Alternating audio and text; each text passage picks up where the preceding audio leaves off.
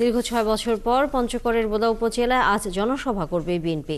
স্থানীয় সাকোয়া high school college and মাঠে আয়োজিত এই জনসভায় যোগ দেবেন বিএনপির মহাসচিব মির্জা ফখরুল ইসলাম আলমগীর।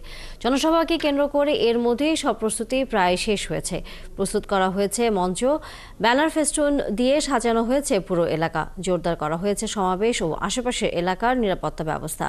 আইনশৃঙ্খলা বাহিনীর পাশাপাশি প্রায় ৫ শতাধিক দলীয় স্বেচ্ছাসেবক কাজ করবেন। এদিকে জনসভাকে ঘিরে স্থানীয় বিএনপি ও এর সহযোগী সংগঠনের নেতাকর্মীদের মধ্যে ব্যাপক উদ্দীপনা দেখা দিয়েছে। সকাল থেকেই আশেপাশের উপজেলা এবং জেলার নেতাকর্মীরা সমাবেশে আসতে শুরু করেছেন।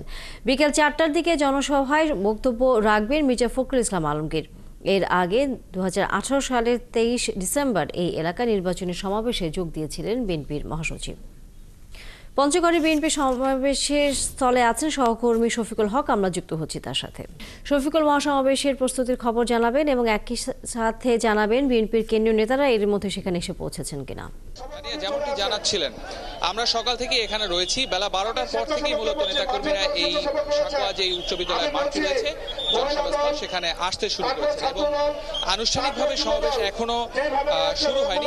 অল্প কিছুক্ষণের মধ্যে সমাবেশটি শুরু হবে এবং বিএনপি মহাসচিব মির্জা ফখরুল ইসলাম আলমগীর তিনি এই জনসভায় প্রধান অতিথি হিসেবে উপস্থিত থাকবেন বলে আমরা জানতে পেরেছি। আপনাকে একটি বিষয় বলে রাখি যে আয়োজকদের পক্ষ থেকে যেটি বারবারই জানানো হচ্ছিল যে সাম্য সম্প্রীতির যে আগামীর বাংলাদেশ বিনির্মাণের কাজ করা হচ্ছে সেটি সফল করতেই মূলত এই জনসভাটির আয়োজন তারা এখানে করতে চাচ্ছেন। পাশাপাশি বাংলাদেশ যে সাম্প্রদায়িক সম্প্রীতির দেশ সেটিরও একটি স্পষ্ট বার্তা এই সমাবেশ থেকে দেয়া হবে বলে আয়োজকরা আমাদেরকে এমনটি জানিয়েছেন।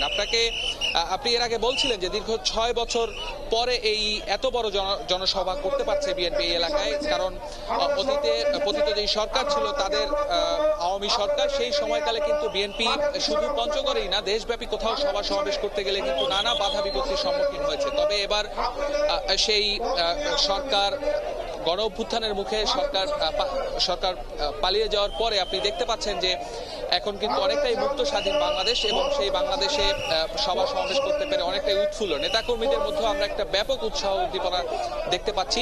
শুধু এই বোদা এবং দেবীগঞ্জ উপজেলা নয়, এই আশপাশের যেই এলাকাগুলো রয়েছে সেই এলাকাগুলো থেকেও এই জনসভায় নেতাকর্মীরা যোগ দিবেন এবং কেন্দ্রীয় নেতৃবৃন্দর মধ্যে ঢাকা থেকে অনেক নেতাকর্মী এখানে এসেছেন এবং অনেকের সাথে আমাদের কথা হয়েছে। তারা যেটি বলতে চাচ্ছেন যে বাংলাদেশের স্বাধীনতা এবং সার্বভৌমত্বের প্রশ্নে কোনো ছাড় দেয়া হবে না এবং সেসব বিষয়ে মূলত এই জনসভা থেকে বিএনপি মহাসচিব মির্জা ফখরুল ইসলাম আলমগীর তিনি বিভিন্ন দিক নির্দেশনামূলক বক্তব্য দিবেন। সামনে অন্তর্বর্তী সরকার যে নির্বাচনের ব্যবস্থাটি করবে সেই নির্বাচনে একটি সুষ্ঠু অবাধ নির্বাচনের মধ্য দিয়ে নির্বাচিত জনপ্রতিনিধির হাতে দেশ পরিচালিত হবে। এবং অসংখ্য ধন্যবাদ শফিকুল হক। নিশ্চয়ই আমরা যখন বিএনপির মহাসচিব এই সমাবেশ স্থলে এসে পৌঁছবেন আমরা যুক্ত হব আবার। দর্শক, সহকর্মী শফিকুল হক ছিলেন এতক্ষণ পঞ্চগড় থেকে।